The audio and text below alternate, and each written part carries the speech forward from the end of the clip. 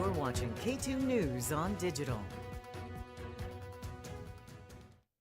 Good morning. Welcome to today's Digicast. I'm Sarah Bagby. Today is May 8th. We're going to start out by talking about a topic we've been talking about pretty much every day, the fentanyl crisis. Of course, it is Fentanyl Awareness Week, but this comes right after the 90-day fentanyl emergency that just ended last Monday on April 29th. So we've been following this every day. Just this Monday in Digicast, we talked about what was accomplished in those 90 days. And then the next day, we talked about what goals were in place for the future since we're not quite out of this crisis.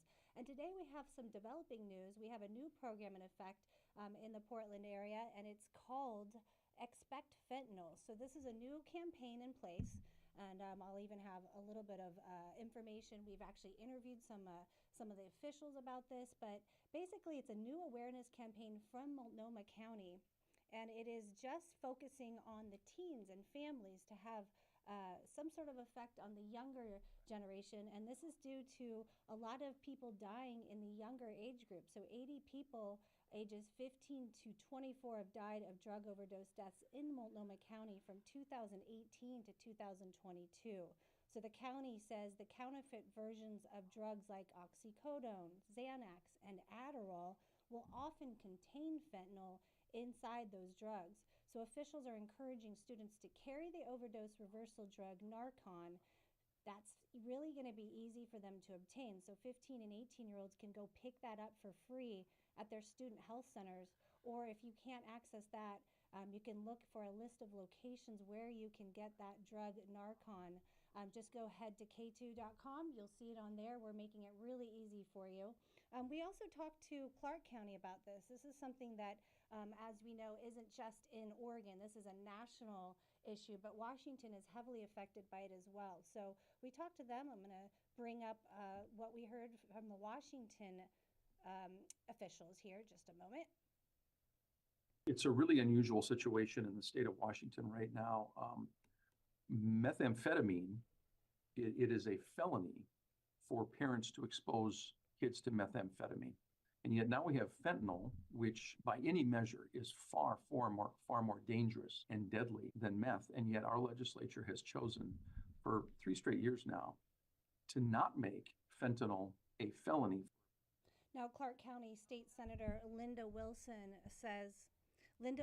Clark County Senator, says they sponsored a bill to add fentanyl to the felony law.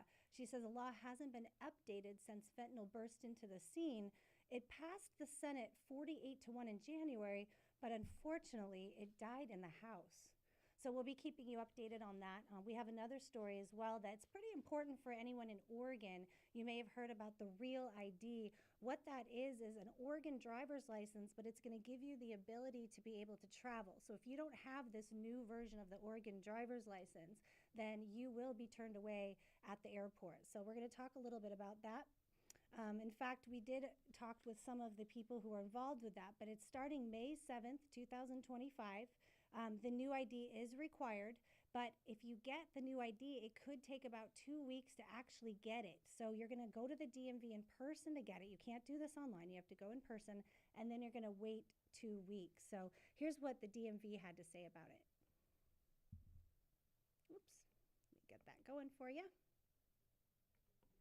As the enforcement date gets closer, we know there's going to be a big rush at DMVs, so get in sooner than later. If your license is up for renewal, you can renew up to a year in advance.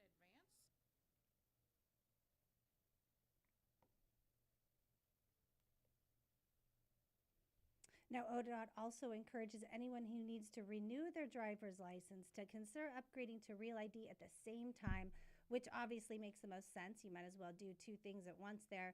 They also encourage anyone who needs to renew it not to worry about it if you're 18. So if you're 18 or younger, you can just be with an adult and you won't need that ID. So turning now to weather, you may have noticed that things have changed in the weather. We had a flip-flop. It was so cold last week, even the beginning of this week, and now it is very warm. So let's take a look at the next 7 days. So today, we are bringing out that sunshine for the entire day. We didn't even have too many clouds this morning. They burned off or they're burning off now as we speak. But we're looking at 70 almost for our high. 68 will be our high today, and then 84 tomorrow for our high. So we're just bringing it up and up and up, but then not too hot by Mother's Day. Our hottest day of the week is looking like Friday, but I have a feeling Saturday we will be very close behind it, near 90 degrees. Sunday looking great, nice and warm for the Timbers game and for Mother's Day brunch. And then we're actually going to keep that sunshine around for the work week next week. So that's great news too. Now, one thing I wanted to bring up too is that people have these allergy problems. We're all thinking we're going to have the rain come through and wash them all out, but it's been an issue for everyone, especially this year. And now we're going to bring in those wildfires. So air quality is kind of an issue. So that's going to be our next topic, actually, is just air quality. And there's been concern about what it'll be like this summer.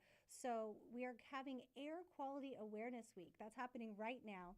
And even though we don't have the wildfires yet, we still want to prepare for those bad quality days. So we did talk to some of our higher up people there, people from the DEQ, from CDC, even EPA, to find out what can we be doing to prepare early so that we don't get as affected in the summer. And here's what they had to say. Might not think about your air filter until we really are in the time of year that we'll see in wildfire smoke in Oregon and smoke conditions to the level that we have air quality advisories up.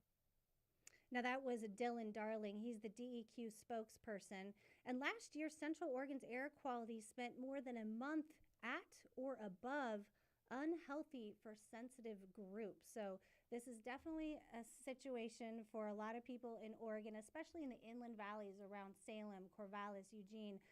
They get it even worse because all the allergies hold in there. And then we also have all the pollutants and the wildfire smoke. It kind of just hangs in the valley. So we kind of have it pretty bad in Oregon. So definitely prepare early. And it's very helpful that we have this week because we'll have little tips and tricks all throughout the week to help you so that you don't have such bad allergies or issues through the summer. Now, our last story of the day is my favorite. We have a local astronaut in Oregon. I did not know about this, but he is going to be going to space again. Let's talk about Don Petit. Sorry, I said his name before I brought it up for you, but I'm just super excited about this guy. So he is going to be in the space station. He went 12 years ago, so he's already been there 4 times. And this September, the 69-year-old will blast off in the Russian Soyuz rocket to the International Space Station on a 6-month mission. And it looks like he was born here in Oregon, in Silverton, Oregon. He graduated from Oregon State University. He has a doctorate in chemical engineering, no surprise. He was selected for NASA's astronaut program in 1996, and he made his first voyage to space in 2003. And we did catch up with him, so let's see what he had to say. We are recovering about 95% of the water in urine right now and on space station, and that water goes right back into our galley, and we use it the next day for our food preparation.